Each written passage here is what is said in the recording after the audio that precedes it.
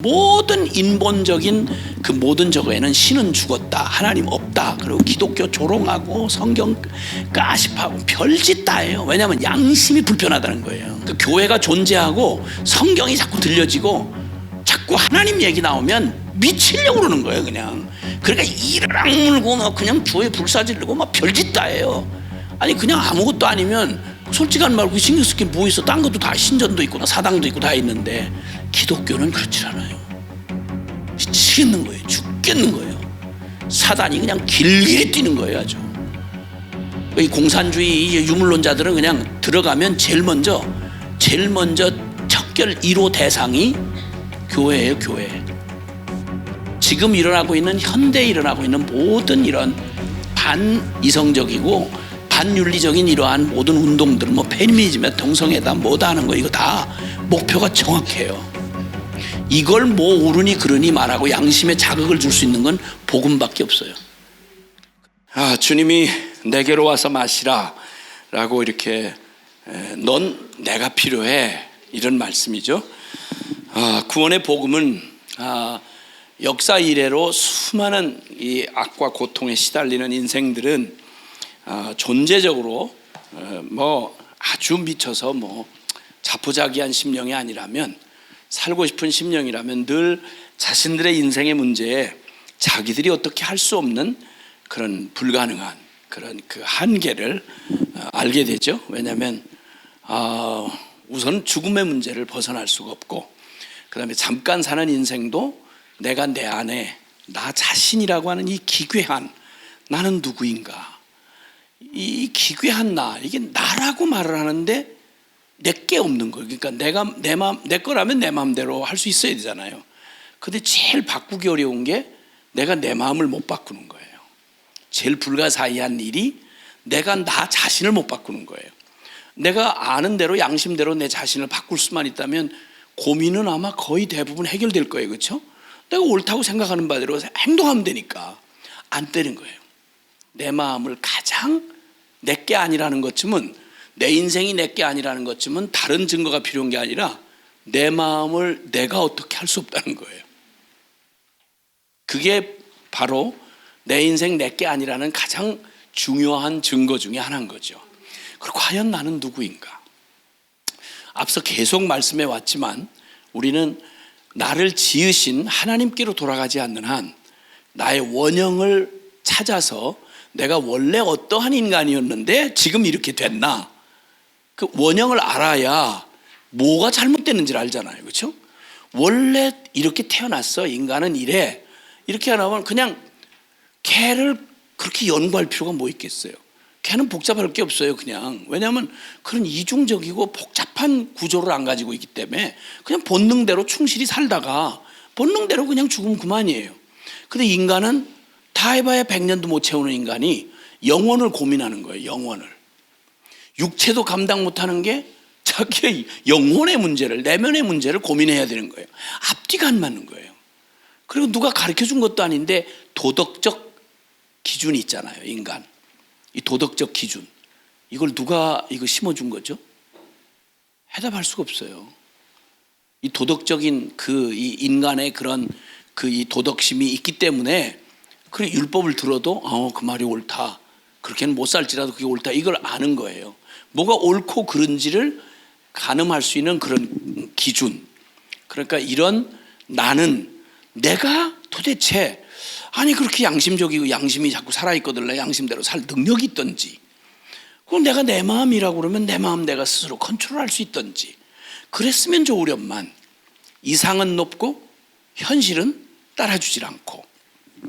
그래서 제일 미스테리한 게 사실은 내가 나를 모른다는 거예요.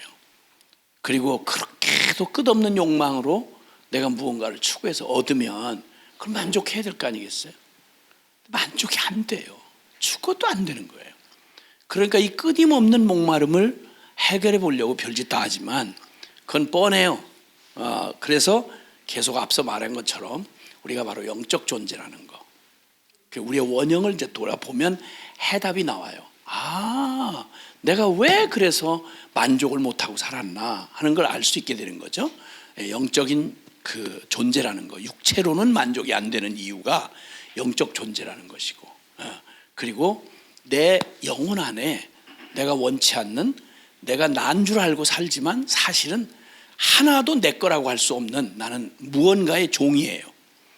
그래서 주님은 죄를 짓는 자마다 죄의 종이라 이렇게 말하고, 그리고 앞서 말한 대로 에베소서 2장에 있는 말씀처럼 우리가 다 그 가운데 행하여 이 세상 풍조를 따르고 공중의 권세자를 따랐으니 지금 불순종의 아들들 가운데 역사하는 영이다. 희한하게도 어떤 한 방향에 대해서는 정확한 공통점을 가지고 있는 거예요. 그렇게 서로 다르면서도 우선 마음에 하나님 두기를 싫어해요. 이유도 없어. 하나님 두기를 싫어해요. 아니 그러면 모태신앙인 유대인들은 좋아해야 될 거 아니에요. 말이라도 고백을 그렇게 하니까. 근데 유대인이 가장 마음에 두기 싫어하는 게 하나님이에요. 역설적이죠. 하나님이에요. 하나님 두기 싫어해요. 그리고 그 진리를 절대 순종할 수 없어요. 그러니까 역사 내내 이스라엘은 실패를 거듭할 수밖에 없던 거죠. 그리고 놀랍게도 거룩하다는 개념이 그게 옳은 줄은 알잖아요. 거룩하다는 게. 근데 우리가 본성적으로 제일 싫어하는 게 거룩이에요. 거룩. 성령님은 거룩한 분이거든요. 그러니까 이 성령님을 받아들일 마음의 준비가 안 돼 있어요. 우리는 우리의 탐욕을 따라 행동하지, 우리의 정욕을 따라 행동하지, 우리의 육적이고 세속적인 걸 좋아하지 거룩을 좋아하지 않아요. 그러니까 이것이 처음부터 패턴, 그러니까 인류 역사에 무슨 일이 일어나는지를 말해주는 그 패턴은 바뀐 게 없구나. 역사가 바뀌고 문화가 바뀌고 상황이 바뀌어도 바뀌질 않아요. 그러니까 이 원리를 발견해야 비로소 우리에게 필요한 복음이 어떤 복음인지를 알게 된다라고 하는 말을 계속 거듭거듭 지금 말씀을 드리고 있었어요. 자, 그러면 넌 내가 필요하다. 내게로 와서 마시라. 딴 것 가지고는 너는 해결할 수가 없다. 그래서 먼저 내게로 와서 마시라. 즉 너에게는 내가 필요해. 복음은 바로 예수 그리스도와 십자가야 라고 이렇게 말할 때에는, 오직 믿음으로만 구원을 받는다라고 말할 때에는 두 가지가 있다고 그랬죠. 첫째는 나로서는 안 된다. 또 하나는 너 말고 다른 구원자가, 자격이 가진 구원자가 구원을 해줘야만 가능하다. 이걸 의미한다고 그랬어요. 그 중에 조금 구체적으로 좀 살펴봐야 될 게, 너는 안 된다 그럴 때 너 누구냐는 거예요. 죄인인 나는 누구냐는 거예요. 이게 나. 근데 성경이 이제 복음이 말하는 그 진단에 의해서 한번 얘기를 해야 되겠는데요. 나는, 그러니까 주님이 말씀할 때 나는 누구예요? 나는 어떤 필요를 가지고 있는 자예요? 라고 말할 때 너 자신으로는 안 된다. 자신으로는 안 된다. 어떤 것도 내게서는 가능성이 없다 라고 하는 말이에요. 어느 만큼 가능성이 없느냐? 늘 사람들이 자기 자신에게서 의지하는 게 유대인 같으면 혈통, 그 다음에 최선, 율법, 선행, 등등. 즉 말하자면 내 자신에게서 나올 수 있는 최선을 가지고 아무리 노력을 해도 나로서는 어떤 것도 내 상황, 내가 처한 상황을, 내 운명을 바꿀 수가 없다.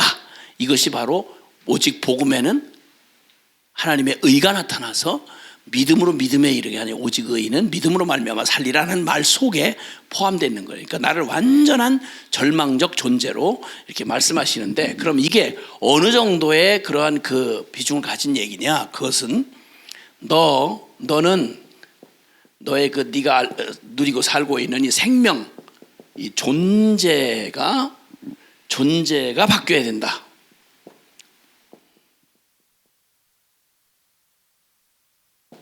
존재가 바뀌어야 된다, 그런 말이에요.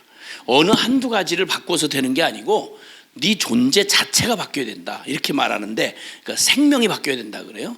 자, 그러면 성경이 말하고 있는 바로 구원받아야 될, 믿음이 아니고는 희망이 없는 구원받아야 될 죄인인 나는 어느 지경이냐, 어떻게 진단을 내리느냐 라고 하는 말을 성경이 말한 얘기로만 그 농도로 얘기하는데, 결론은 바로 다른 게 바뀌어서는 안 되고 네 생명 존재가 바뀌어야 된다 이렇게 선언하고 있는 거예요.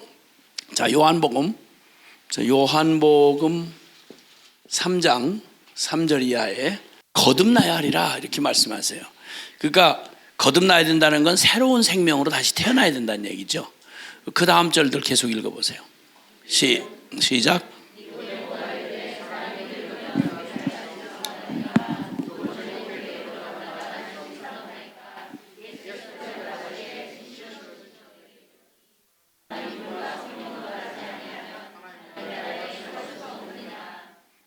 아멘.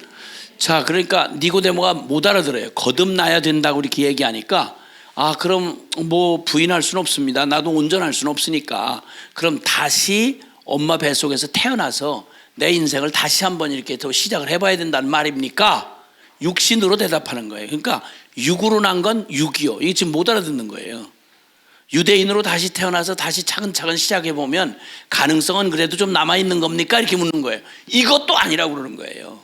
육으로 난 건 그냥 육일 뿐이다.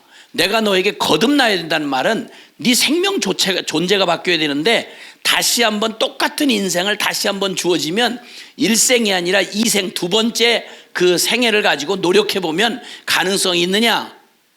그것도 없다는 거예요. 그냥 육으로 난 건 육일 뿐이고 내가 너에게 거듭나야 되겠다는 너의 존재가 바뀌어야 된다는 말은 너는 육으로 태어난 그것 가지고는 죽었다 깨나도 다른 길은 없다. 어떤 걸 갖다 대입시켜도 안 된다. 그러므로 너 거듭나야 된다는 말은 영으로 거듭나야 된다. 물과 성령으로 거듭나지 않고는 안 된다. 그리고 그 차이를 말씀하세요. 너는 땅에서 났지 않냐? 하늘로부터 나야 된다. 이렇게 말씀하세요. 그러니까 전혀 근거가 내게서는 어떤 근거도 없다는 거예요. 완전히 다른 차원의 생명 존재가 바뀌어야 된다는 거예요. 그러니까 이전에 내가 나라고 지금 형성되어 있는, 내가 나라고 인식하고 있는 나라고 하는 삶은 어떻게 해도 여기서는 나올 게 없다. 완전한 절망을 선언하는 거예요. 심판밖에 없다는 거예요. 그러니까 이것과는 전혀 상관이 없는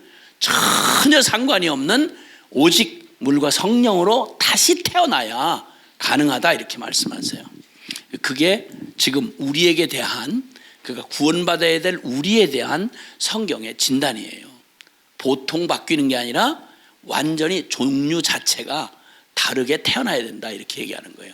뭐 얘기는 복잡한 건 아니에요. 육으로 밖에는 설명이 안 되는 우리 육적 존재가 됐어요. 원래 원형하고는 정반대죠, 그렇죠? 원형은 영으로 살아가는 영적 존재였는데 영이 죽어서, 허물과 죄로 죽어서 이젠 영적인 반응을 할 수 없다. 즉 하나님을 도저히 사랑할 수 없고 도저히 진리에 대해서 순종할 수 없고 그리고 성령의 지배를 받을 수가 없다. 이게 바로 우리의 육적 생명이에요. 그러니까 이 생명은 고치거나 개선할 수 있는 뭐 혈통이나 다른 거 가지고 될 수가 없다. 고로 이건 죽는 것밖에 없어요. 그리고 이제 전혀 다른 그런 근거에서 요만큼도 도움을 안 받은 전혀 다른 차원에서 영으로 태어난 새로운 생명이어야 가능하다. 이거 어떻게 그런 일이 있을 수 있습니까? 라고 니고데모가 물었어요. 이거 니고데모가 유대인 중에 유대인이고 최고한 인간 최선으로는 최고의 삶을 살았던 사람이에요. 근데 그 안 된다고 말씀하시는 거예요. 그렇게 하고 주님이 너 거듭나야 된다 이렇게 말씀하세요. 자, 생명 존재가 바뀌어야 된다 이렇게 얘기하는데, 자, 요한복음 5장 24절 한번 보시겠어요? 요한복음 5장 24절. 요한복음 5장 24절이요. 자, 찾으셨으면은 시작.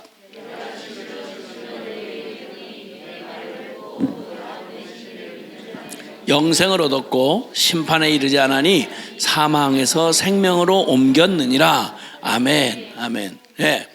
예수님을 믿으면 영생을 얻게 되고 심판에 이르지 않는다. 안 믿으면 반대죠, 그렇죠? 영생을 못 얻고 반드시 심판받는다 그 말이에요. 그 말이에요. 그러니까 네가 지금 살았다고 하는 네 자신은 이 주님의 말씀, 이 복음을 듣고 믿어 새롭게 다시 바뀌지 않는 한 너는 영생은 절대 볼 수가 없고 넌 심판받을 수밖에 없어. 그래서 그 상태를 죽었다고 그래요. 여기 뭐라고 그런 거 아니? 나를 믿으면 영생을 얻고 심판에 이르지 아니하나니 어떻게 바뀌었다? 사망에서 생명으로 옮겼느니라. 아멘. 사망에서 생명으로 옮겼다. 그러니까 예수 믿었다는 게 교회 출석했다, 뭐 세례받았다 이런 정도가 아니고요. 이전에 나 예수님 모를 때 복음하고 상관이 없을 때 나는 살았다 하지만 실상은 죽은 자였고 하나님 앞에서 죽은 자요. 이제 예수를 믿었고 내가 변화됐다라고 할 때 뭐가 변화됐느냐? 생명 자체가 바뀌었다는 거예요. 아멘. 그게 성경이 지금 말하고 있는 바예요. 그러니까 성경의 관점으로 사람을 이렇게 보면요, 영적인 관점으로 보게 돼요. 아, 저 사람은 죽은 사람이구나. 살았다 하지만 실상은 죽은 사람이야. 하나님하고도 관계가 없고 진리를 알아들을 수도 없고 순종할 수는 더욱 없고 그리고 이 성령의 감동을 전혀 받을 수가 없는 진짜 말 그대로 죽은 송장과 똑같은 거야. 진리와 하나님과 성령에 관해서는 완전히 죽은 자야. 반응이 안 돼. 그러니까 이 주님의 말씀을 듣는 건 육에 속한 사람은 성령의 일을 받지 아니한다. 이런 일은 성령으로야 깨달을 수 있다라고 하는 말. 그러니까 성령의 역사 없이는 절대 복음을 알아들을 수도 없고 믿을 수는 더욱 없어요. 근데 지금 주님이 그렇게 우리의 존재에 대해서 그렇게 말씀해요. 고린도 후서 5장 17절. 고린도 후서 5장 17절. 자, 찾으셨으면은 시작. 그리스도 안에 있으면 새로운 피조물이라 이전 것은 아멘, 아멘.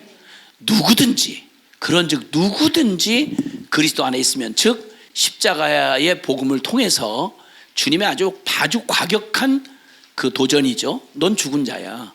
너 생명을 얻으면 전혀 다른 차원의 생명을 얻어야 돼 라고 하는 이 도전, 십자가의 복음을 액면 그대로 받아들이고 예수 죽음 내 죽음, 예수 부활 내 부활, 그래서 전혀 이전의 나라고 인식하고 살아왔던 그것과는 상관이 없는 근거가 전혀 다른 거예요. 당신 누구요? 그러면 자꾸만 혈통 들먹거리고 뭐 본이 어디고 뭐 나는 누구고 원래 이렇게 상처를 받고 자랐고 나는 원래 성질이 이렇고 난 자존심이 강하고 뭐 이런 너절 이렇게 그냥 복음의 실제가 안 된 나에 관한 옛사람으로 인식하고 있는 육적인 나를 자꾸만 나인 줄 알고 있는데, 십자가를 통과하고 나면 그러면 완전한 새로운 피조물이다. 이전 것을 고쳐서 떼워서 이렇게 바꿔놓은 게 아니라 이전 건 지나갔으니 보라 새 것이 되었다, 이렇게 선언하는 거예요. 이게 바로 예수 그리스도를 믿고 다시 태어났다, 즉 복음을 받아들이고 태어나야 할 우리의 존재에 대한 선언이에요. 그러니까 이 말은 거듭거듭 지금 성경에 지금 어느 구석에 있는 말씀이 아니고 그냥 거듭거듭 지금 성경에서 말하고 있는 바는 너로서는 안 된다 그 말이에요. 너는 존재 자체가 안 바뀌고는 아무런 것도 기대할 수가 없다, 그런 말이에요. 그 얘기를 하시는 거예요. 자, 로마서 6장 3절 4절입니다. 로마서 6장 3절 4절. 로마서 6장 3절 4절이요.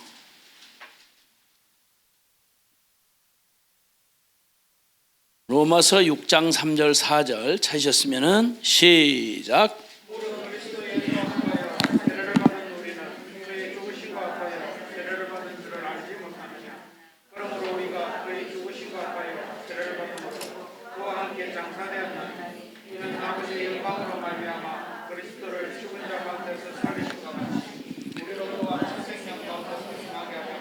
아멘, 아멘. 자, 예수 믿고 그 우리 안에 성령께서 내 영혼 안에 일어난 일을 우리가 믿음으로 공적 고백하는 게 이제 물세례잖아요. 침례 혹은 물세례인데, 그것에 대한 얘기를 하면서 너희가 세례를 받은 게 뭐로 알고 세례를 받았냐? 너희 옛사람이 그의 죽으심과 합하여 세례를 받은 줄을 알지 못하는, 죽으심과 합하여 너희 옛사람이 함께 죽은 걸로 알지 못하느냐? 그래서 그렇게 하고 장사되었나니, 이는 우리가 그 아버지의 영광으로 말미암아 그리스도를 죽은 자 가운데서 다시 살리신 거, 확실히 죽고 사흘 동안 확실히 묻혀서 죽었다가 완전히 부활의 영체로 이렇게 부활하신 예수님에게 일어난 바로 그 일이 너희 안에 믿음으로 그 일에 참여해서 예수처럼 확실히 옛사람에 대해서 죽고 이제는 전혀 새 생명, 죽었다가 부활한 새 생명, 그 예수 그리스도를 살리심과 같이 우리로 또한 새 생명 가운데서 행하게 하려 함이라. 아멘.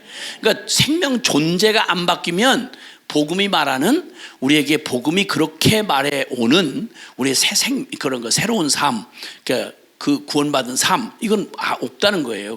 그런 건 없다는 거예요. 그냥 중고품 갖다 이렇게 저 고물 주워다가 중고품 만들듯이 아이고 좀 형편없고 막 그냥 술주정뱅이 그냥 거기다 담배 꼬실려고 이러던 사람인데, 성질 나쁘던 사람인데 데려다가 교회에서 참하게 마음도 좀 이렇게 도덕적인 훈련도 시켜서 사람 아주 말끔해졌어요. 아우 놀라워요. 교회는요 이런 게 아니라는 거예요. 이게 아니라는 거예요. 그게 아니라는 거예요. 완전히 지금 얘기를 완전히 우리의 존재에 대해서 너는 바로 죽어야 될 이거 외에 아무것도 도움될 게 없다는 거예요. 그걸 어떻게 고쳐서 뭐 옛날에 착하게 살았기 때문에 예수 믿으면 좋은 거, 이게 아니고 우리의 옛사람은 전혀 개선 불가능하다라고 하는 사실을 여기 분명히 말해주고 있단 말이에요. 지금 성경 구절을 계속 언급하는 것마다 그렇죠. 자, 갈라디아서 2장 20절.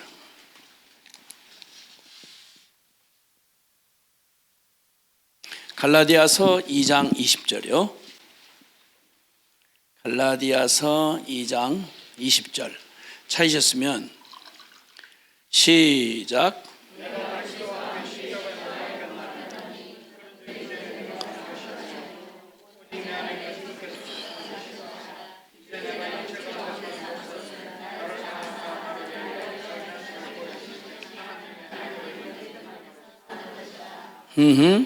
아멘, 아멘.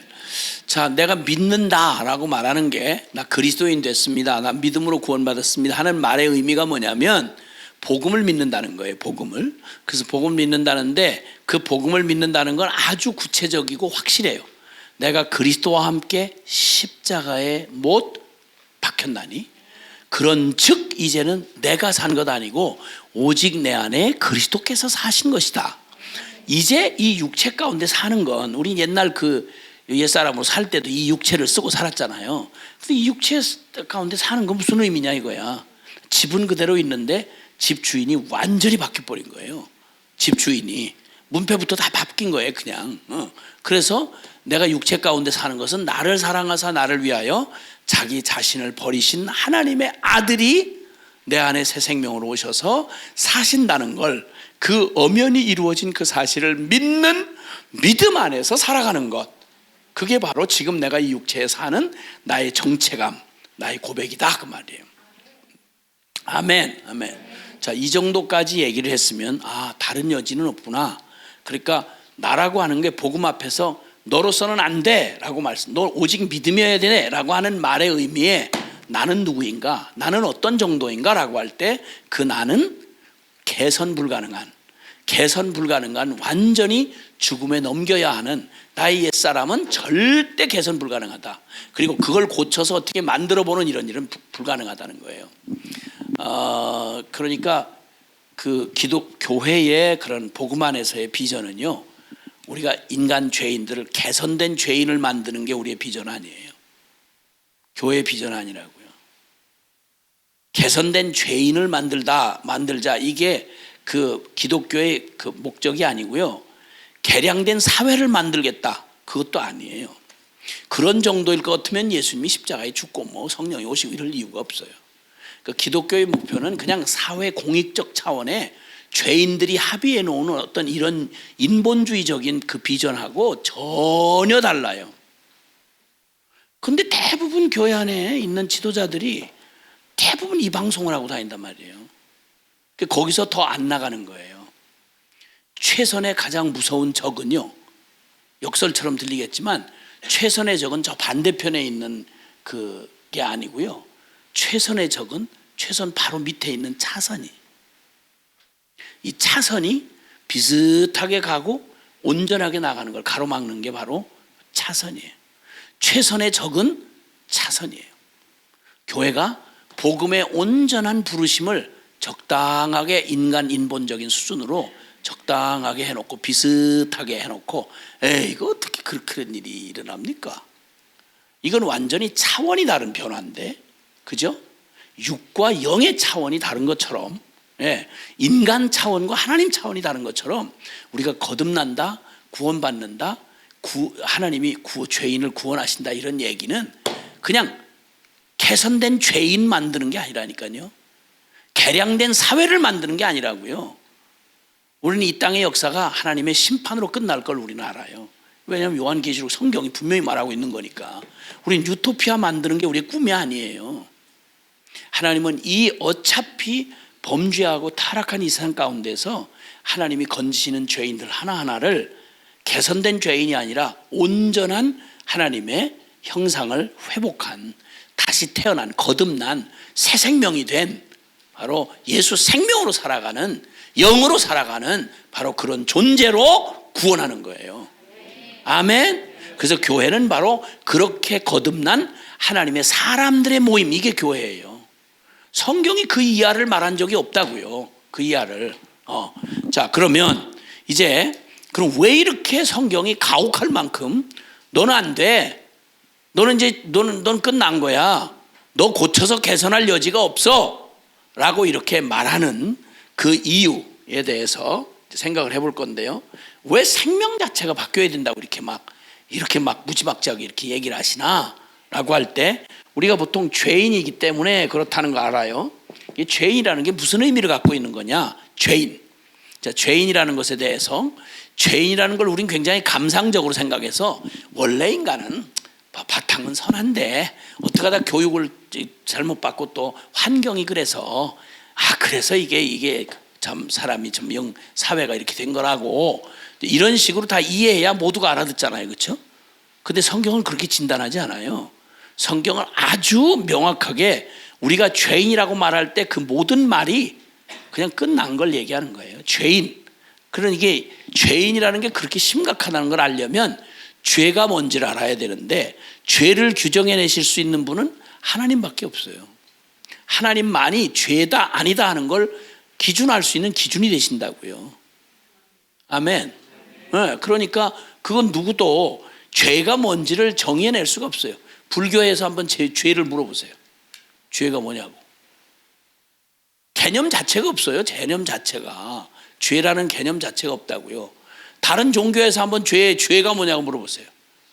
죄에 대한 진리를 가장 정확하고 분명하게, 누구도 악소리 못하도록 아주 완전한 기준으로 정확하게 죄의 실체를, 그 음모를 정확하게 드러낸 건 복음밖에 없어요. 그래서 죄인이란 말은 그냥 성경이 말하는 의미로 난 죄인이구나 하는 걸 딱 받아들이는 순간 이 모든 얘기가 다 그냥 통째로 아멘이 돼야 돼요. 난 끝났구나, 난 안 되는구나, 더 소망 없구나, 이렇게 되는 거예요. 그래서 이 죄인이란 말은 윤리 도덕 차원의 얘기가 아니고요, 성경이 말하는 죄인이라고 하는 것에 대해서 성경이 말하는 말을 잠깐 그냥 살펴보려고 하는데요. 죄인이라고 할 때, 자, 에베소서 우리 읽었던 본문 에베소서 2장 1절에서 3절 말씀, 또 골로새서 1장 13절, 그 다음에 요한복음 8장 31절 이하, 그리고 요한 1서 3장 8절, 요한 1서 3장 8절, 네, 이렇게 몇 가지 찾아보도록 하겠습니다.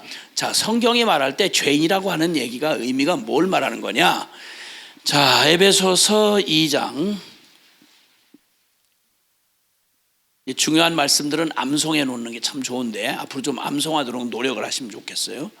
이 사단이 장난 못하도록 이런 진리는 아주 확실하게 새겨놓을 필요가 있어요. 에베소서 2장 1절에서 3절입니다. 시작. 그는 허물과 죄로 죽었던 너희를 살리셨도다. 그때 너희는 그 가운데서 행하여 이 세상 풍조를 따르고 공중의 권세 잡은 자를 따랐으니 지금 불순종의 아들들 가운데 역사하는 영이라. 전에는 우리도 다 그 가운데서 우리 육체의 욕심을 따라 지내며 육체와 마음에 원하는 것을 하여 다른 이들과 같이 본질상 진노의 자녀였더니. 아멘. 죄인이란 말, 우리가 선악과 범죄하고 난 다음에 임한 저주죠, 그죠? 정령 죽으리라고 주님 말씀하셨잖아요. 그 정령 죽게 된 바로 그 범죄한 아담의 그 저주를 받은 모든 아담 이후의 모든 사람은요, 그 죄의 싹신 사망을 다 운명으로 받게 됐어요. 그게 이제 로마서 5장 12절에 나와 있는 말씀인데요. 아담 한 사람으로 말미암아 죄가 세상에 들어오고 그 죄 때문에 사망이 모든 사람에게 이르렀느니라 이렇게 말씀해요. 그러니까 아담의 피를 받고 아담의 허리에서 나오지 않은 인류는 누구도 없어요. 어떤 민족, 동양성의 서양이든 뭐 누구든 간에 이 땅에 존재한 인간이라고 머리 쓰고 나온 인생은 아담의 자식 아닌 인간이 없잖아요. 그렇죠? 첫사람 아담 한 사람을 통해서 모든 인류가 나왔으니까 거기에 모든 왕, 또 모든 뭐 영웅, 또 뭐 모든 예술가, 뭐 모든 미인, 모든 뭐 작가들 모두가 다 아담에게서 나온 거예요. 아담이 사람이란 말의 의미죠. 아담이란 말의 의미가 사람이란 말이에요. 그래서 첫사람, 우리 인간이 뭐냐 할 때 그 원형을 딱 보여준 게 아담이에요. 아담. 근데 그 아담이 범죄할 때 이거 먹으면 정령 죽으리라고 한 대로 죄가 이제 그때 성립이 된 거예요. 그래서 허물과 죄로 죽었던 너희다. 이 말은 뭘 염두에 두냐면 창세기 3장에 그 타락한 선악과 범죄한 그때 그 사건을 뿌리로 해서 지금 얘기하는 거예요. 그래서 그 죄는 반드시 하나님의 형상인 우리 완전히 생명 안에 들어와 가지고 인간 하나님의 형상을 완전히 깨트려서 정반대를 만들어 버린 거예요. 완전히. 그러니까 완전히 하나님에 대해서 반역하고 하나님을 마음에 두지 않고 그리고 하나님의 진리에 대해서 완벽하게 불순종하고 그리고 완전히 그 영의 주인이 성령이 되셔야 되는데 그 영을 완전히 사탄에게 음녀처럼 팔아넘겨서 사단이 내 영을 지배하게 된 거예요. 그게 죄의 원래 씨앗이에요. 그게 이거는 변하지 않아요. 이게 고스란히 역사 대대로 이어져 와서 똑같은 우리 죄인이라는 말을 여기서 다시 한번 확인하잖아요. 허물과 죄로 죽었다. 그런데 그 죽은 죽었다고 하는 이것은 바로 하나님과 영원한 관계가 끊어졌는데 무슨 짓을 하는가 했더니 자아가 왕이 돼가지고 내 병든 자아가 육체의 욕심을 따라 지내는데 하는 짓마다 하나님 앞에 본질상 진노의 자식 짓을 한다.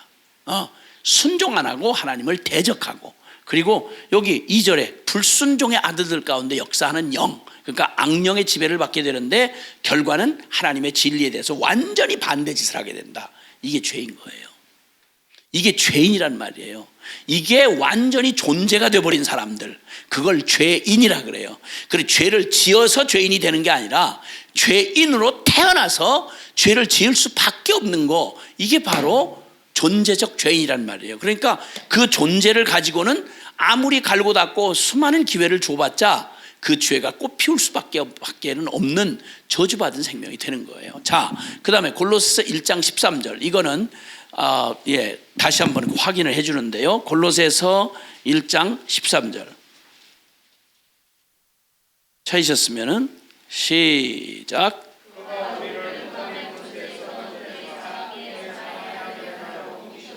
그 아들 안에서 우리가 속량 곧 죄사함을 얻었도다. 네. 흑암의 권세, 그러니까 완전히 사망과 그 저주의 어둠의 그 권세, 사탄의 권세를 말하거든요. 그래서 사탄의 권세에서 우리를 건져내어서 하나님의 사랑의 아들의 나라로, 즉 원형, 원래 우리를 창조하셨던 원형으로 우리를 회복시키셨다. 어떻게? 그 아들 안에서 우리가 속량을 입었다. 속량이라는 말 기억나시죠? 네, 속량이라는 거, 내가 갚을 수 없을 때 누군가 대신해서 갚아준 그 공로를 믿는 믿음으로, 그 공덕을 의지해서 그 믿음으로 그 자유를 누리는 것, 그걸 얘기하는 거잖아요. 공의의 또 다른 표현인 거예요.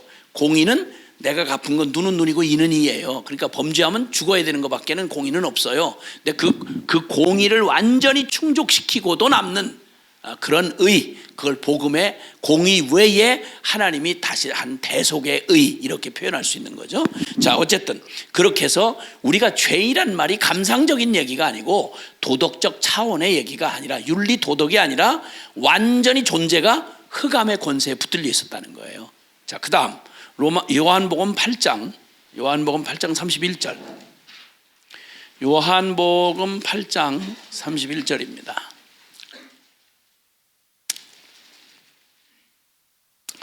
요한복음 8장 31절 찾으셨으면 34절까지요. 시작. 예수께서 자기를 믿은 유대인들에게 이르시되 너희가 내 말에 거하면 참으로 내 제자가 되고 진리를 알지니 진리가 너희를 자유롭게 하리라. 그들이 대답하되 우리가 아브라함의 자손이라 남의 종이 된 적이 없거늘 어찌하여 우리가 자유롭게 되리라 하느냐. 예수께서 대답하시되 진실로 진실로 너희에게 이르노니 죄를 범하는 자마다 죄의 종이라. 죄인이란 말은 죄의 종이란 말이에요. 죄의 노예. 그러니까 주님이 너희가 참으로 너희가 내 말에 거하면, 그러니까 진리를 순종할 수 있는 사람이 될 때 그때 너희가 참 내 제자가 될 것이다.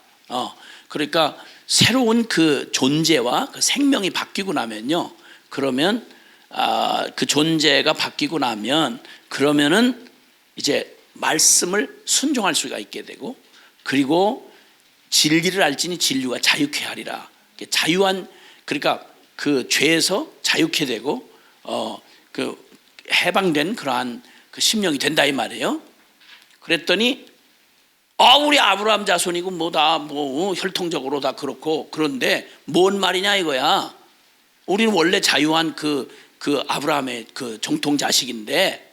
그랬더니 말씀하는 거예요. 나는 혈통인 그 유대인인데, 아브라함 자식인데, 난 율법 다 배웠는데 뭐 어땠는데, 이렇게 하고 카드를 내미니까 주님이 하신 말씀이 너 죄를 짓는 자마다 죄의 종이야. 네가 죄에서 자유로울 수 있느냐? 그래서 나는 뭐 안 되는 거예요. 아브라함 자식 유대인 아니라 뭐 율법 아니라 할례가 아니라 별것 다 해도 너 여전히 죄에 질질 끌려다니지. 넌 죄의 종이야. 이렇게 말씀하는 거예요. 죄인이란 말이 이거예요. 이 어떤 것으로도 안 되는 거예요. 안 되는 거예요. 그래서 죄와 내가 죄 친화적인 존재가 된 거야. 그래서 죄곧 나요 나곧 죄가 되다 보니까 죄를 떠나서 살 수가 없어요. 탄식을 하고 가슴을 치고 후회를 하고 연습을 해도 죄에서 절대 자유할 수가 없어요. 그래서 여기도 말씀해요. 그 36절에 보면 그러므로 아들이 너희를 자유롭게 하면 너희가 참으로 자유로우리라. 그러니까 구원자가 필요해. 너는 내 스스로는 죄에 대해서 자유할 수가 없어. 왜? 네가 바로 죄인이란 말이 죄곧 나요 나곧 죄라 이런 말이에요. 그 얘기 하시는 거예요.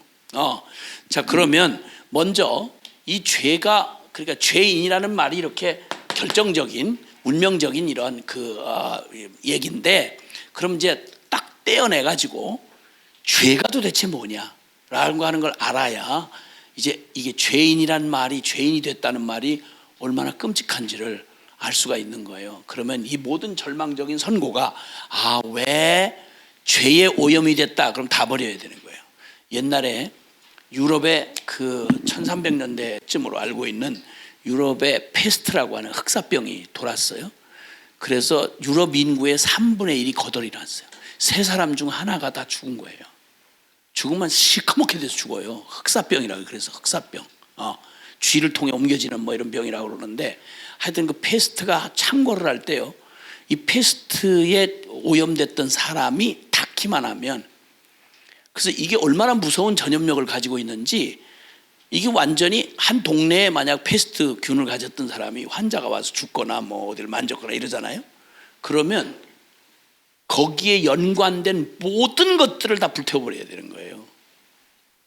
그래서 다 이제 막 시체도 치우고 다 소독도 하고 다 했는데 또다시 죽음이 한번 확 동네를 쓸었어. 무슨 일인가 아무리 원인을 찾아봐도 그냥 비켜간 데가 없는데, 나중에 알고 봤더니 딱 하나, 벽장 하나를 남겨뒀던 거예요. 거기서 이 균이 다시 퍼지기 시작해서 또다시 죽음이 한판 쓸었다는 거죠. 페스트 균만 해도 그래요. 근데 이 죄라고 하는 게 얼마나 무서운지 몰라요. 죄를 우리는 너무, 원래 죄인으로 태어나서 죄인에게 제일 편한 게 죄거든요. 우리는 육적으로 살아가는 우리에게는 육적인 욕심, 탐욕, 죄 이런 게 너무너무 우리 몸에 잘 맞아요. 거룩하다, 뭐 거룩해야 된다, 뭐 진실해야 된다, 이런 건 영 딱딱하고 안 맞고 이래요. 그러니까 거룩이란 말만 하면 인상 팍팍 짜고 애들 너무너무 싫어하잖아요. 교인들도 싫어하니까. 체질이 안 맞는 거예요. 우리는 죄 체질이지 거룩 체질이 아닌 거예요. 그러면 우리가 그렇게 생각하는, 감상적으로 생각하는 이 죄라고 하는 게 도대체 뭐냐라고 하는 걸 복음이 아니면, 성경이 아니면 절대 밝혀줄 수가 없어요. 자, 그런데 이제 성경이 밝혀주는 죄에 대하여 우리가 여기, 그래서 로마서가 놀라운 거예요. 그래서 죄의 진리를 이렇게 아주 명확하게, 이렇게 정말 악소리 나지 못하도록 죄의 실체를 확 까발리고 그 온 백일하에 드러낸 진리야말로 이게 로마서 정말 놀라운 말씀이죠. 로마서, 자 1장 찾아보겠어요. 로마서 1장 18절부터. 로마서 1장 18절. 로마서 1장 18절입니다. 찾으셨으면 18절부터 23절까지 읽어보겠습니다. 시작. 불의로 진리를 막는 사람들의 모든 경건하지 않음과 불의에 대하여 하늘로부터 나타나나니 이는 하나님을 알만한 것이 그들 속에 보임이라. 하나님께서 이를 그들에게 보이셨느니라. 창세로부터 그의 보이지 아니하는 것들 곧 그의 영원하신 능력과 신성이 그가 만드신 만물에 분명히 보여 알려졌나니 그러므로 그들이 핑계하지 못할지니라. 하나님을 알되 하나님을 영화롭게도 아니하고 감사치도 아니하고 오히려 그 생각이 허망하여지며 미련한 마음이 어두워졌나니 스스로 지혜 있다 하나 어리석게 되어 썩어지지 아니하는 하나님의 영광을 썩어질 사람과 새와 짐승과 기어다니는 동물 모양의 우상으로 바꾸었느니라. 아멘. 아멘. 자, 이 죄 때문에 하나님의 진노가 이 죄 위에 쏟아져 내리는데 18절에 하나님의 진노가 불의로 진리를 막는 사람들의 모든 경건치 않음과, 경건치 않다는 말은, 경건이란 말은 하나님에 대해서 쓰는 용어예요. 하나님을 하나님으로 높이거나 경배하지 않는 거예요. 불경건하다, 하나님을 완전히 제끼고 하나님 겁대가리 없이 하나님 앞에 가진 반역짓을 하는 걸 불경건하다 그래요. 불경건. 그러니까 이 죄를 지금 딱 드러내시는데 이 죄 때문에 하나님의 진노가 쏟아질 수밖에 없어요. 이 죄는 보통 감상적인 게 아니고요, 그 완전하고 자비하신 하나님은 절대 과잉 대응을 안 하세요. 과잉 대응을 한다는 건 인간은 절대 뺨 한 대 맞으면 뺨 한 대로 돌려줄 수가 없어요. 2대 3대를 때려도 속이 안 편하죠. 그렇죠? 뺨 한 대 맞았으니까 한 대만 때릴 거야, 이렇게 안 되잖아요. 그렇죠? 죽여놔야 돼. 그건 아주 그냥 볼을 다 뜯어놔야 돼. 그러니까 인간한테 복수를 맡기면 인간 끝나요. 인류 역사 그냥 내일까지 갈 것도 없어요. 그냥 오늘 밤에 다 끝나. 그래서 절대 인간 스스로 복수 못하게 하세요, 주님이. 왜냐하면 절대 공정한 대응을 못하거든요. 공정한 심판하실 수 있는 분은 주님밖에 없어요. 근데 어쨌든 그 주님이 절대 과잉 대응 안 하시는데, 죄가 얼마나 무서우면 죄에 관한 한 하나님은 진노로 소멸하는 불로 응대하세요. 그러니까 하나님이 잔인하신 게 아니라 우리가 감상적으로 생각하는 죄가 그렇게 끔찍하다는 거예요. 그 죄에 대한 얘기를 할 때 지금 읽은 본문의 말씀에서 느끼시지만 죄라고 하는 것, 죄의 속성이 여기 있는데요. 죄의 속성, 첫째는 반역성인 거예요. 우리 늘 그 성경에 나타나는 패턴 잊지 말라고 했죠. 원리들 잊지 말라고 그랬죠. 아담이 범죄할 때 하나님의 형상을 잃어버린 게 다른 게 아니라 하나님을 부인하는 거예요. 거부하는 거예요. 그러니까 이 반역성이, 죄가 가지고 있는 가장 근본이 반역성이에요. 그래서 여기 하나님을 알만한 것이 그들에게 분명히 보여서 알려졌기 때문에 핑계를 못해요. 그런데도 일부러 하나님만큼은 부인해요. 하나님 부인하고 하나님을 하나님이 알만한 것을 그들에게 다 보여주었다. 그러니까 짐승이 아닌 다음에는 인간은 존재적으로 종교심을 가지고 있어요. 그래서 절대자 신에 대한 이런 개념이, 영적 그런 그 기능이 있단 말이에요. 인간은 이 영적인 기능이 망가지긴 했어도 영적 기능이 남아 있어요. 그래서 짐승에게는 찾아볼 수 없는 게 바로 종교행위거든요. 종교행위. 근데 인생은 아무리 짐승같이 사는 원주민이라도요, 저 아마존 밀림이든 저 아프리카의 부시맨이든 상관없이 어떤 인간이든 인간이 고릴라 침팬지만큼도 못 사는 그런 원시적인 삶을 사는 인간들이 사는 원시 부족을 가봐도요, 모든 인간이 사는 곳에는 반드시 종교행위가 있어요. 종교행위. 근데 아무리 뛰어난 고릴라 침팬지도 절대 종교행위를 한다는 보고가 돼 본 적이 없어요. 없어요. 왜냐하면 그건 워낙 영적인 세계하고는 육적으로 살아가는 짐승들에게는 이런 종교 행위가 있을 리가 없어요. 이건 영적 감각을 가지고 있는 사람에게만 나타나요. 자, 종교심 있죠? 이거를 전도서에는 영원을 사모하는 마음 이렇게 표현했어요. 이 개역 성경에는 그렇게 번역을 했어요. 영원을 사모하는 마음, 그러니까 그런 종교심, 절대자에 대한, 신에 대한 그런 경외심 같은 그런 영적인 감각이 있어요. 자, 영적 감각 있죠? 거기다가 지각을 주셨어요. 지각을 주어서 하나님의 보이지 않는 하나님의 영원한 능력과 신성이 그 만드신 만물에 분명히 보여 알려졌나니 누구도 핑계치 못한다. 그러니까 인간의 이성이라고 하는 이성적 존재이기 때문에 인간은 반드시 원인과 결과를 이어서 생각할 줄 아는 지각이 있는 거예요. 이성이. 그러니까 절대 우연이 됐다, 뭐 그냥 자다 깼는데 확 생겼다, 뭐 이런 말을 가장 코웃음 치고 못 받아들이는 게 인간이에요, 인간. 그래서 인간은 자꾸 원인을 따지고 결과를 자꾸 유추하고, 그래서 과학적인 사고를 하는 거예요. 어떤 행동이 반복되면 반드시 거기에는 변하지 않는 어떤 패턴과 원리가 존재한다는 거예요. 그 원리를 딱 발견하고 그 원리를 적용해서 그런 걸 기계를 만들기도 하고, 그 어떤 일을 또 투자를 하기도 하고 그러잖아요. 아, 요걸 요렇게 하면 요런 원리에 의해서 요런 조건을 맞춰주면 요런 결과가 오는구나. 그렇게 그런 지각이 다 있어요. 그러니까 인간만큼은 하나님을 부정할 수가 없어요. 근데 놀랍게도 하나님을 알되 하나님으로 영화롭게도 하지 아니하고 감사치도 아니하고 오히려 생각이 일부러 미련해져서 어리석게 되어서 썩어지지 않는 하나님만의 그 영광을 썩어질 사람과 새와 금수와 버러지의 형상으로 바꾸었느니라. 악독한 의도가 있는 거예요. 하나님을 모독하고 반역하고 대적하는 이 악독한 의도가 숨어 있어요. 반역성. 그래서 이 죄는 뭐 결론적으로 아시겠지만 이거 사탄이 갖다 준 거 아니에요. 그놈 사탄이라는 이름이 반역자라는 의미를 갖고 있어요. 사타나라는 이 아람어에서 온 말인데 멀어지게 하다, 즉 반역하는 거예요. 여러분, 옛날에 왕정시대에요, 다른 죄는 다 용서가 가능한데 왕정시대에 왕권에 대하여 반역을 하잖아요. 반역죄는 3족을 멸해요. 3족을. 왜냐하면 그건 그냥 두면 안 되거든요. 반드시 그 불씨가 언제 남아서 반드시 반역을 꿈꾸거든요. 반역한다는 말은 왕 당신 싫어, 아니면 내가 왕이 될 거야, 이런 얘기거든요. 그러니까 모든 죄는 용서가 가능한데 반역죄는 3족을 멸해버려요. 그냥 제일 무서운 죄 중에 가장 무서운 게 바로 순종 못하는 정도가 아니라 반역을 해버리는 거야. 하나님 당신 누구야? 제끼고 내가 하나님이야, 이 말이에요. 그러니까 근데 요 악한 요 영적인 이 죄의 가장 근본적 속성이 반역성이라고 말해요. 그래서 이 반역성이 영적으로 나타날 때는 지금 읽은 본문에 영적으로 나타나면 이게 바로 우상숭배를 해요. 우상숭배. 그러니까 하나님, 그 하나님은 싫고 내가 원하는 신, 내 입맛에 맞는 신을 만들어내는 게 그게 우상이거든요.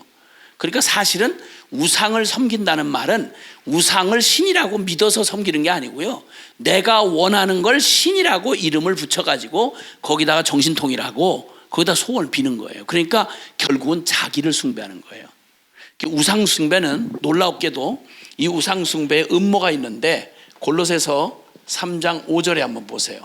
인간이 왜 이렇게 우상 숭배를 끊임없이 우상 숭배를 하고 일어나? 골로새 3장 5절 한번 읽어보세요. 시작.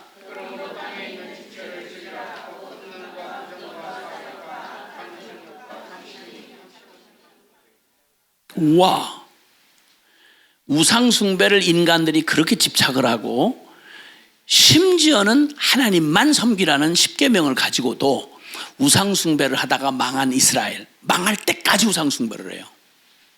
인간의 마음은 우상을 제조하는 공장이다, 우상 공장이다, 이렇게 말할 정도로 사람들은 이렇게 우상을 잘 삼아요. 아이돌이 우상이란 말이잖아요. 아이돌, 연예인 아이돌. 그러니까 사람 사람 영웅을 만들어 가지고 그걸 막 우상으로 삼고, 연예인 뭐 정치인 뭐 이래 가지고 생난리 발광을 해요. 인간은 이상하죠. 그 에너지가 바로 뭐냐면요, 이 영적인 기능 중에, 하나님의 영적인 기능 중에 하나님을 하는 이 종교심 내지는 영혼을 사모하는 열정이 있잖아요. 이거를 어떤 이는 이걸 마음의 애착이라 그래요. 그러니까 인간의 마음이 이런 정신적 차원의 감흥 차원에 이렇게 감동을 받고 뭐 클래식을 보고 영화를 보고도 우리가 울기도 하고 감동도 받잖아요. 그건 정신적 차원이에요. 근데 똑같은 우리 마음이 일어나지만 더 깊은 근원의 영적인 감동은요, 그런 감동하고는 차원이 달라요. 근데 이 영의 기능을 가지고 하나님이 그런 영의 기능을 주신 이유가 뭐냐면, 하나님을 우리의 생명의 근원 대신 하나님을 알아보고 하나님을 마음 중심을 다해서 마음과 뜻과 정성과 목숨을 다해서 하나님을 사랑하고 그분을 경배하기 위하여 주신 기능이, 인간에게 주신 기능이 종교심이에요. 영혼의 가장 깊은 자리에. 여기에 독이 뿌려진 거예요. 죄의 독이 들어와서 이 에너지는 그대로 있어요. 이 에너지는 그래서 마음과 뜻과 정성을 다해서 추구하고 섬기게 만드는데 대상을 확 바꾼 거예요. 대상을. 근데 그 대상이 깜짝 놀라게도 우상을 숭배하는 짓을 계속 하는데 보니까 인간은 아주 뒤죽박죽 된 거죠. 인간은 자기가 유한하다는 걸 알아요. 유한하다는 걸 아는데 그 우리 뭐 중국 저 무협지 같은 뭐 소설 같은 데 내가 좀 막 장풍하고 막 축지법 쓰고 막 날아다니고 막 구름 타고 막 이러는 거 좋아하잖아요. 판타지 같은 거 이렇게 좋아하잖아. 그런 막 신적이고 막 이런 것들. 이게 짐승은 이런 기능 자체가 없어요. 인간은 그런 자기가 그렇지 못하면서 그런 어떤 초월적인 판타직한 이런 것들을 추구하는 이런 게 있어요. 사실은 그게 원래 전능하신 하나님에 대해서 하나님을 경배하고 그 전능한 능력에 복종하고 그분을 경배하도록 되어지는 에너지인데, 하나님을 밀어내려니까, 하나님을 밀어내고 그것을 채우려고 하다 보니까 지가 원하는 멋대로의 무엇든지 상관없어요. 멋대로의 우상을 나름대로. 그러니까 성적인 이거 발광하라는데 이게 제대로 안 된다 그러면 성적인 그런 이 스토리, 히랍 신화나 뭐 이런 신화에다가 이거 만들잖아요. 그래서 비너스 여신이니 뭐니, 비너스라는 건 여자 속옷 브랜드가 아니고 그거 원래 히랍 신화에 나오는 신의 이야기예요. 아주 음탕해요. 근데 이걸 거기에 나오는 인물들을 가상 소설 주인공들을 만들어 가지고 이걸 전부 섬기는 거예요. 그러니까 이게 진짜냐 아니냐 아무 상관없어요. 내가 원하는 내 마음의 욕구를 신격화하고 만들어서 우상화해서 만들어 가지고 그것을 막 빌고 거기다 집중하고 이런 욕구를 하나님으로 향할 에너지를 거기로 향하는 거예요. 그럼 이게 결국은 뭐냐면, 인간이 스스로 탐심은 곧 우상숭배니라. 여기서 땅에 있는 지체를 죽이라 하는 게 그게 바로 뭐냐면 우리의 타락한 아담의 저주를 받은 우리 옛사람을 얘기하는 거예요. 땅의 지체. 여기 성경에 나오는 땅의 지체, 육의 것, 옛사람, 옛것 이런 말들은 대부분 뭘 말하냐면 바로 십자가에 죽기 전 죽어야 될, 바뀌어야 될 그런 존재였던 나의 옛사람, 바로 그걸 말하는 거예요. 옛사람을 얘기하는 게 그런 표현들로 이렇게 표현이 돼요. 근데 그 표현들은 정확하게 성경에 언급될 때마다 죽여라, 죽었다, 벗어버려라, 어느 타협의 여지가 없어요. 근데 그 특징이 바로 뭐냐면 요 영적인 이 생명 안에 죄가 들어와서 죄가 가지고 있는 이 독성, 죄가 가지고 있는 이 반역성이 거기 그 에너지 기능을 확 바꿔가지고 그 하나님께로 드려져야 할 순정을, 이걸 전부 지가 환장하고 미친 병든 자아의 탐심, 그걸로 가진 우상을 만들어서 우상을 섬기는 것처럼 하지만 사실은 자아숭배라는 거예요. 그러니까 이 우상숭배는 따지고 보면요, 놀랍게도 하나님을 섬겨야 할 에너지를, 누구를 섬기는 에너지를 바꿨냐면 자기를 섬기는 에너지를 바꾼 거예요. 그래서 자아숭배예요. 영적으로 이 타락을 하면, 이 반역성이 영적인 영역에 나타나면 우상숭배로 나타나고, 이 우상은 마음 중심을 다해 사랑하고 섬기는 걸 우상이라고 그러는데, 그걸 하나님께로 향했어야 될 에너지를, 이걸 저주받아 죄가 들어오고 나니까 반역적 속성이, 하나님에게는 반역, 그리고 그 반역을 하되 가장 무서운 배신이 뭐죠? 그냥 나 당신 싫어 이 정도로 끝나질 않고 가장 원수놈에게 가서 창녀처럼 가서 품에 안겼다. 이거야말로 완벽한 반역이잖아요. 그렇죠? 그냥 배신이 아니라 이건 반역이에요. 죄가 가지고 있는 속성이 바로 반역성인 거예요. 하나님을 밀어내고 하나님이 가장 싫어하시는 가장 대적자 사탄 놈에게 내 순정 바치고 그리로 가서 하나님이 준 축복을 전부 그놈에게 잡놈에게 가서 바치는 창녀 같은 짓을 하는 게 영적 간음. 그래서 성경은 우상 숭배를 철저하게 선지서에 보세요. 그걸 간음 행위로 얘기를 해요. 간음, 영적 간음. 이스라엘이 내내 망할 때까지 한 짓이 영적 간음을 하는 거예요. 그 하나님이 주신 그 순정으로 주신 그 모든 선물을 전부 그 악한 놈 잡놈한테 다 갖다 거기다 음란의 값으로 주고, 그러니까 이걸 비유로 말씀하시는 에스겔서 16장에 보면 이스라엘의 타락을 비유로 말씀하세요. 그 불쌍한 그 피투성이를 데려다가 주님이 그걸 살려내서 그를 신분을 바꿔줄 게 다른 게 없잖아요. 그러니까 비유로 얘기하시는 거예요. 비유로 우리가 알아듣는 비유로 그의 신분을 바꿔주려면 여자가 신분을 바꾸는 건 다른 거 없어요. 결혼을 하든지 왕에게 결혼하면 왕비가 돼요. 그렇죠? 신분을 그냥 극적으로 신분이 바뀔 수 있는 기회가 바로 그거예요. 그 다음에 입양되는 거죠. 근데 하나님이 그를 입양하실 뿐만 아니라 피투성이 같은 죄인을 사생아를 죄인을 비유로 말하는 거예요. 이스라엘을. 그래서 그를 사서 입양해서 자격을 줬는데 그것만으로는 신분이 안 되니까 그래서 나중에 그를 정말 아름답고 존귀한 신부를 삼으셔서 그 비유로 하신 말씀에 오해 없으시길 바라요. 하나님이 신랑이 되시고 그를 신부 만드신 거예요. 그랬더니 어느 날 지가 존귀하게 아름다워진 게 지 잘나서 그런 줄 알고 거울을 보다가 지가 지 얼굴에 비친 거예요. 지 모습에. 어머, 내가 이러니까 그랬구나. 이제 이렇게 된 거야. 이래가지고 다른 창녀보다 더 악한 짓을 하는데 창녀는 불쌍하고 안타까워서 돈 벌으려고 몸을 파는데 너는 더욱 음란하여서 네가 가지고 있는 내가 너에게 준 모든 폐물을 다 음란의 값으로 돈을 줘가면서 사내 놈을 찾아다닌다 이거예요. 이스라엘이 한 짓이에요. 주변에 애굽, 아스루, 바벨론, 하나님을 믿는 대신 세상의 군대 그런 힘 이런 걸 의지하면서 그 반드시 그 나라를 의지하려면 그 나라가 섬기는 신에 옛날에는 나라마다 특성을 자기 국가 신이 있었거든요. 신들의 전쟁을 알고 있는 거예요.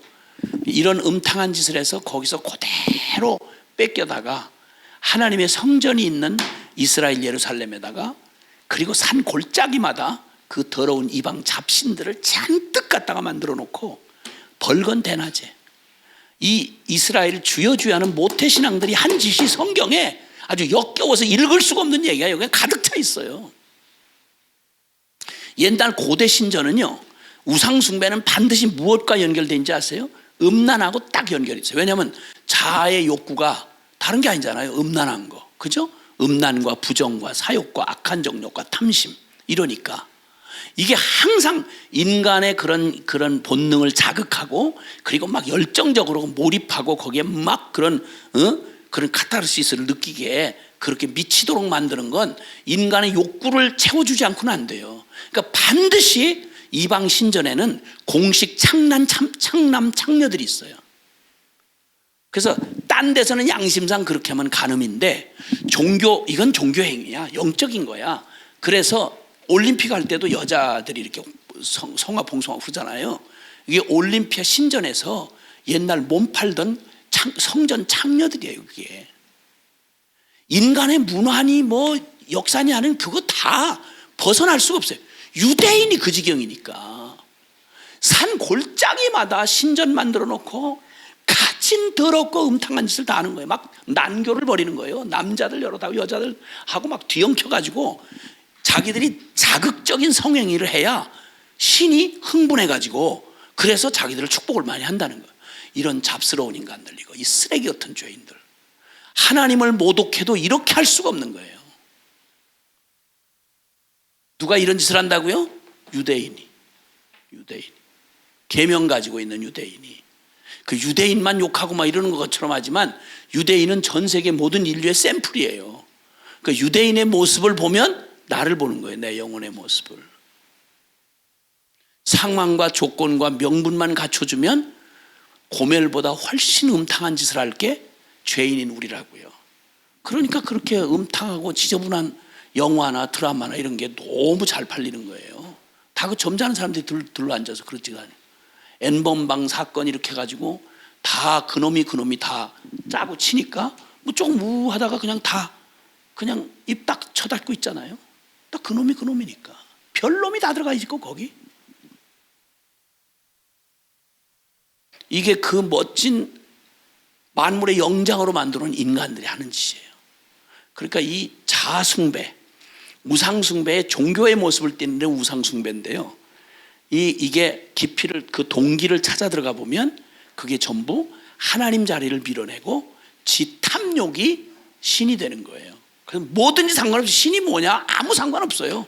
나를 채워줄 수만 있다면 뭐든지 상관없어요. 그게 인간이면 인간 영웅 만들고, 그냥 짐승이면 짐승. 그러니까 온통 우상이 만들어진 배경을 보면 역사에 자기들이 필요하는 것들, 그래서 뭐 독수리 신, 뭐 코끼리 신, 뭐 돼지 신, 뭐 쥐 신, 별게 다 있어요. 곤충까지 다 신이에요. 이제 이렇게 복잡한 이런 심령이 바로 죄로 오염된 죄이란 말의 그 의미 속에 있는 근본적 죄예요. 그러니까 하나님에 대한 거예요. 표대가 정확해요. 하나님을 대적하고 하나님을 반역하는 이 반역성이 초점이 정확해요. 그 다음 하는 짓을 보세요. 그 다음에 도덕적 타락. 영적인 영역에 타락을 하고 나면요, 도덕적 타락이 이어져요. 왜냐하면 인간은 마음 중심에서 타락하면 그 다음에 행실로 나타나잖아요. 이 도덕적 타락에서 우리 24절에 27절까지 한번 보세요. 로마서 1장 시작. 그러므로 하나님께서 그들을 마음의 정욕대로 더러우며 내버려 두사 그들의 몸을 서로 욕되게 하게 하셨으니 이는 그들이 하나님의 진리를 거짓 것으로 받고 피조물을 조물주보다 더 경배하고 섬김이라. 주는 곧 영원히 찬송할시로다. 아멘. 이 때문에 하나님께서 그들을 부끄러운 욕심에 내버려 두셨으니 곧 그들의 여자들도 순리대로 쓸 것을 받고 영리로 쓰며 그와 같이 남자들도 순리대로 여자를 쓰기를 버리고 서로 향하여 음욕이 분리되하며 남자가 남자와 더불어 부끄러운 일을 행하여 그들의 그릇 때문에 상당한 보응을 그들 자신이 받았느니라. 자, 인간의 도덕적 그 영역의 이제 타락이, 반역성이 독성을 이렇게 끼치잖아요. 그러면 이 도덕적 영역에서 제일 치명적으로 이 악한 이 독성이 파고 들어가는 지역이 어디냐면 성적 타락이에요. 성적 타락. 여기 말씀해 주신 내용대로, 그래서 하나님이 그들의 마음의 정욕대로 더러움에 내어버려 두사, 그냥 하는 대로 하나님을 거부하고 나면, 반역하고 나면 그렇잖아요. 애들도 엄마 아빠만 어디 나가서 저들끼리 집에 있게 되면 그냥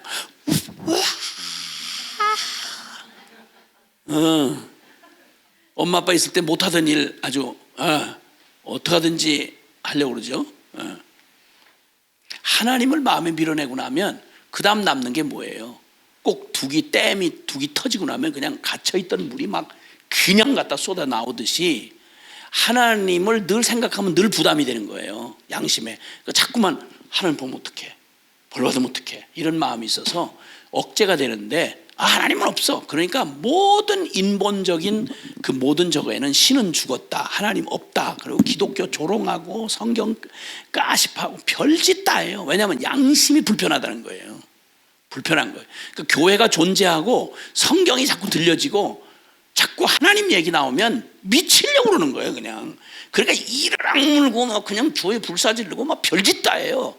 아니 그냥 아무것도 아니면 솔직한 말고 신경 쓸 게 뭐 있어? 딴 것도 다 신전도 있고 다 사당도 있고 다 있는데, 기독교는 그렇지 않아요. 미치겠는 거예요. 죽겠는 거예요. 사단이 그냥 길길이 뛰는 거예요. 아주. 이 공산주의 유물론자들은 그냥 들어가면 제일 먼저 척결 1호 대상이 교회예요. 교회.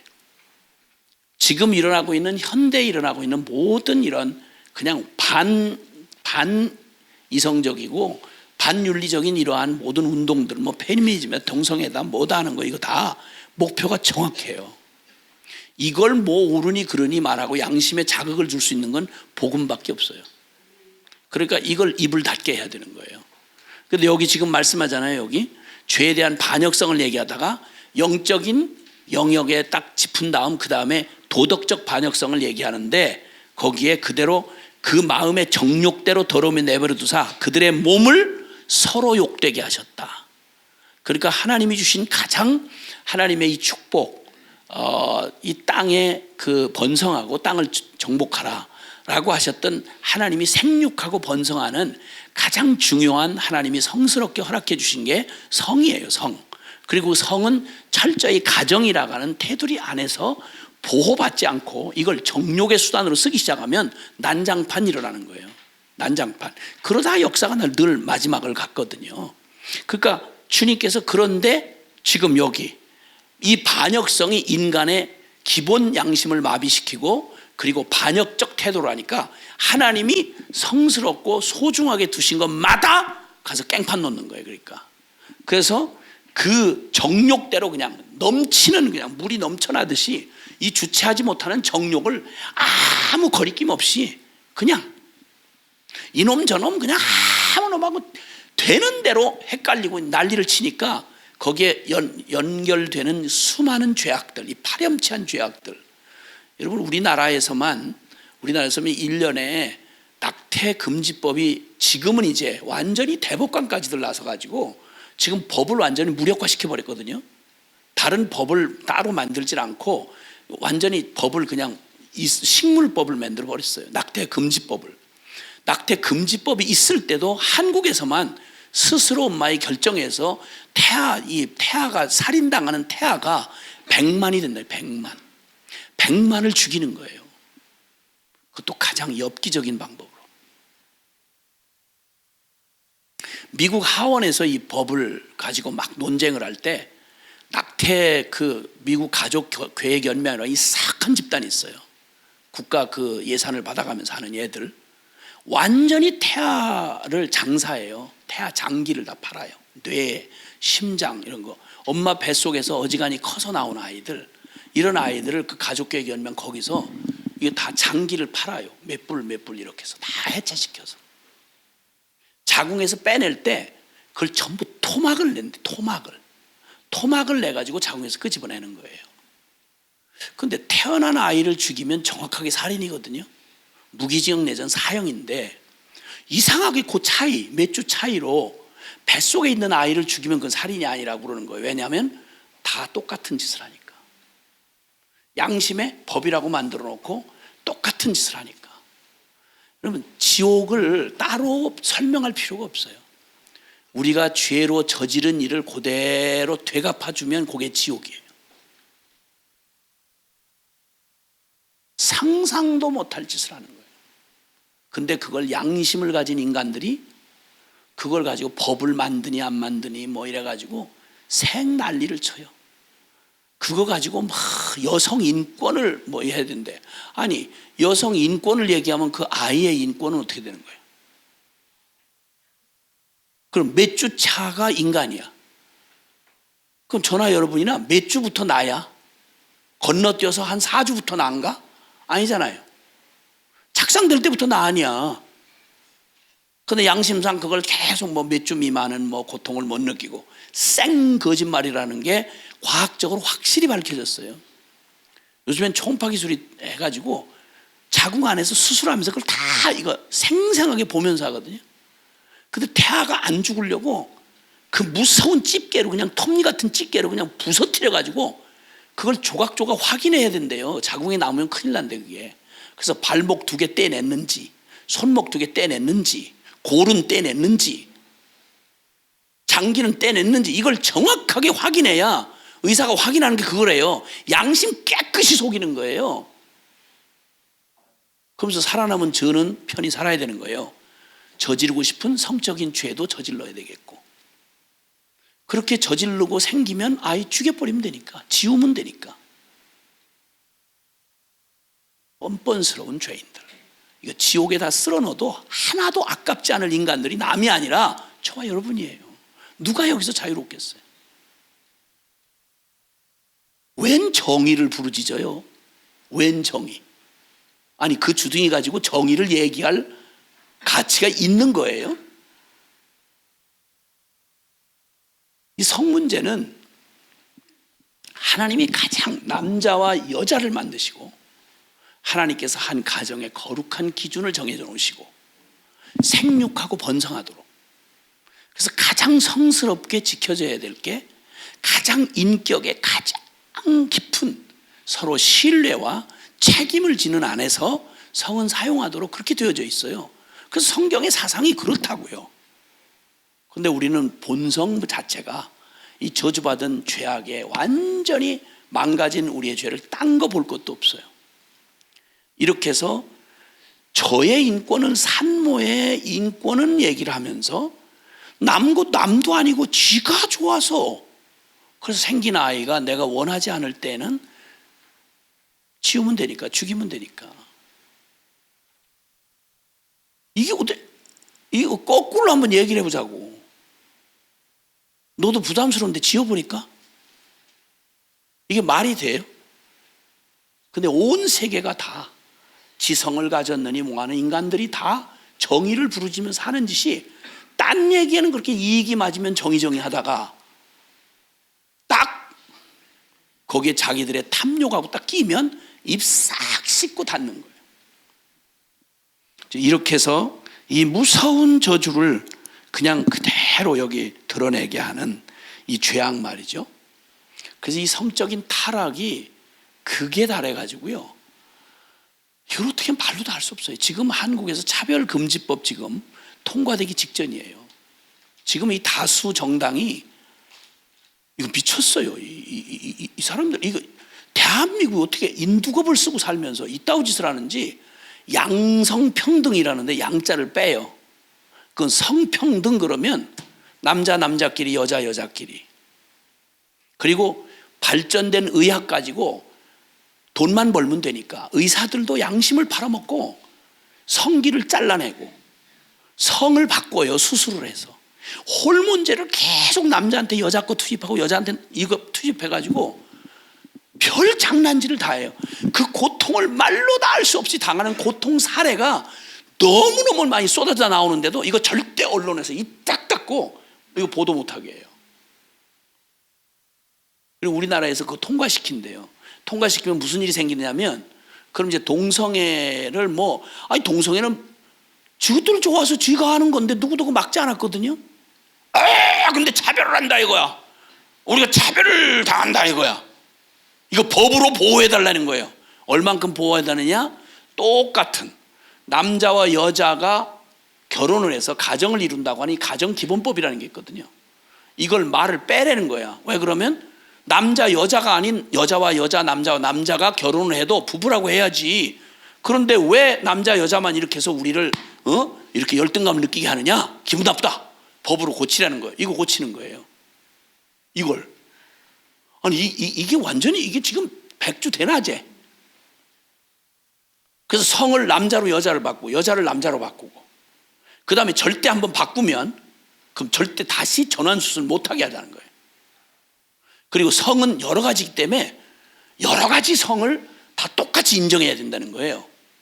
개하고 하든지 기계하고 하든지 유치원 애들 데리고 하든지, 이걸 소아 성애니 하는 말로 해요. 이런 죽일 놈들, 이 천벌을 맞을 놈들, 이 환장을 한 무리들, 이게 인두급을 쓰고 하는 짓이에요, 여러분. 이걸 법으로 만들어내는 거예요. 법으로.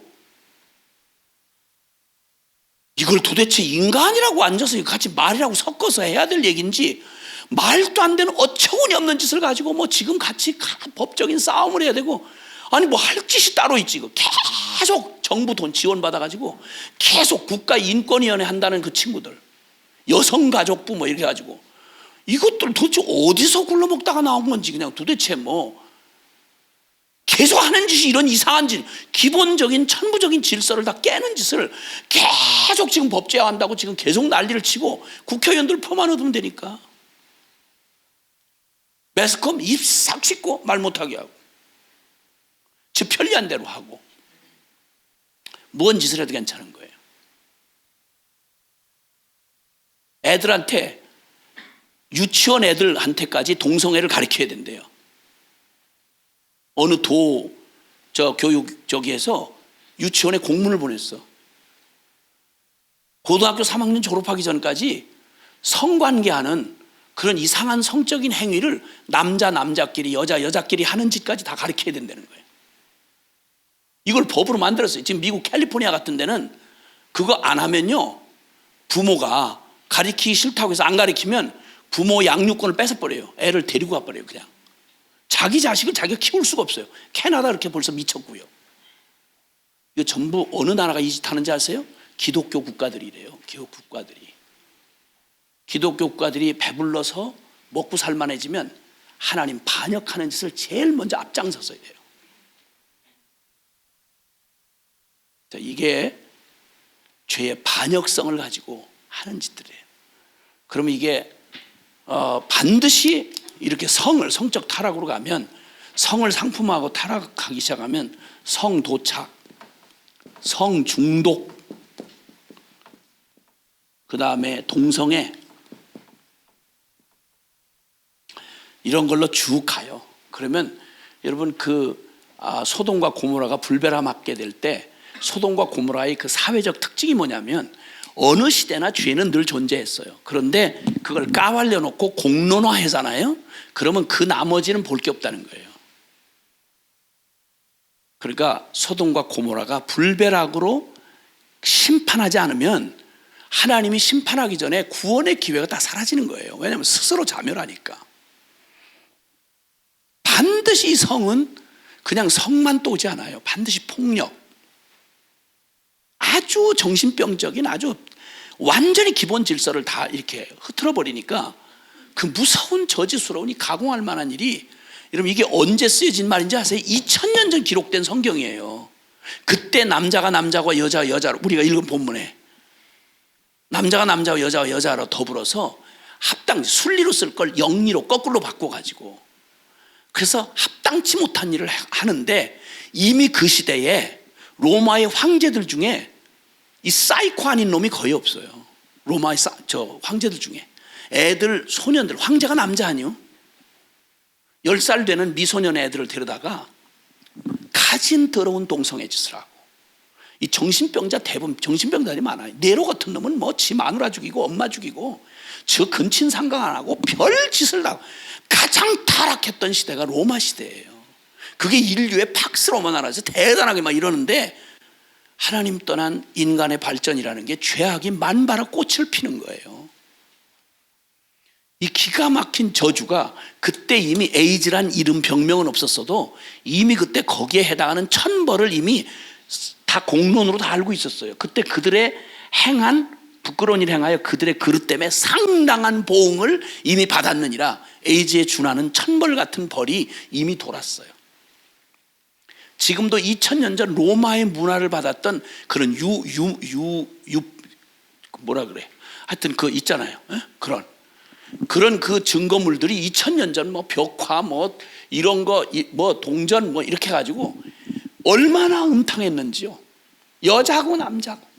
그리고 반드시 성적으로 이렇게 자극을 추구하기 시작하면 그냥 안 있어요. 사람 서로 경기를 하는데 요즘도 점점 그렇게 가요. 지금 보통은 복싱을 한다고 스포츠라고 해서 권투로 해가지고 사람 막 얼굴 때려가지고 그냥 거의 피 난자 만드는데, 이거 가지고 안 되니까 격투기라고 해요. 맨주먹으로 그냥 반 죽을 때까지 패는 거예요.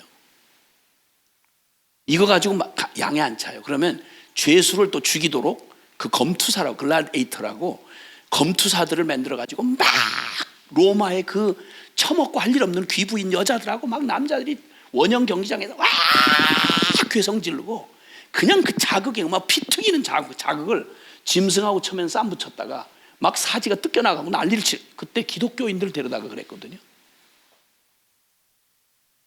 그 나중에는 전문적인 검투사를 만들어가지고 실제로 막 죽이는 거예요. 전쟁이 아닌데 자극을 위해서. 이게 멀쩡한 인간들, 죄인들이, 이 반역적 죄성을 가지고 있는 죄인들이 통제가 안 되면 하는 짓은 늘 역사에 늘 반복되는 일이에요. 지금 우리가 바로 그 시대를 지금 보고 있는 거예요. 난리도 아니에요. 노예가 지금 역사상 가장 많은 노예가 인신매매가 되고 있는 시대가 지금이에요. 태국 같은 데만 해도 먹고 살기 어려운 주변 나라의 그 부모들이 애들 여럿 낳고 먹고는 살아야 되겠으니까 딸을 팔아요. 성노예로. 10살, 18살 요 사이 애들이 꽃도 피기 전에 그 잡놈들 다 거기 성매매 관광 온 애들, 서양놈, 동양놈들 배워 처먹었다는 이것들 와가지고 어린애들 데리고 별짓을 다 해서 수십만 명의 에이즈로 그냥 꽃도 피지 못하고 시들시들하도 죽어가요. 인도 말할 것도 없고요. 대도시란 데 한번 떠올려 보세요. 암스테르담이니 파리니 동경이니 뭐 서울은 말할 것도 없고 뉴욕이니 뭐 LA니 인간 사는 모든 땅에 정말 하나님이 긍휼을 베푸셔서 그냥 한 해만 더 하면 이래서 그렇지 하는 짓대로 하면 그냥 벌써 이거 끝났어야 돼요. 그 속에 우리가 살아가고 있는 거예요. 그 속에 도덕적인 그 이 영역에 이 타락한 반역성의 역사를 하면 이 성적 타락이 이 성에 이 관한 이 죄악이 깊은 게 바로 뭐냐면 성에 문란하다. 성에 대해서 경계 없이 그냥 이렇게 선을 넘어버렸다 그러면 그 사람 그 다음 인격을 볼 거 있을까요, 없을까요? 없어요. 인격은 나발이고 없어요, 그냥. 아니, 성에 대해서 그냥 까놓고 난장판을 치는데 그 다음에 무슨 인간성을 기대할 게 뭐 있겠어요, 그게. 솔직한 말로. 그러니까 고린도전서 6장에 보면 모든 죄가 몸 밖에 있을 때 이 음란은 자기 몸에게 죄를 짓느니라 그랬어요. 인격에 치명적인 위해를 가하는 게 성적 타락이에요. 그러면 그게 한번 무너지면요, 사람이 가장 아무리 뭐라고 못것이 그냥 살아도 성을 마냥 마음대로 갖다 이렇게 막 무절제하게 이렇게 버린다. 그 인격 자체가 파괴돼요. 뭘 가지고 사람의 인간이 책임지는 그런 인격적 관계가 가능할까요? 되나게나 막 짐승처럼 하고 돌아다니는데 뭐가 우리를 지켜주겠냐 말이에요.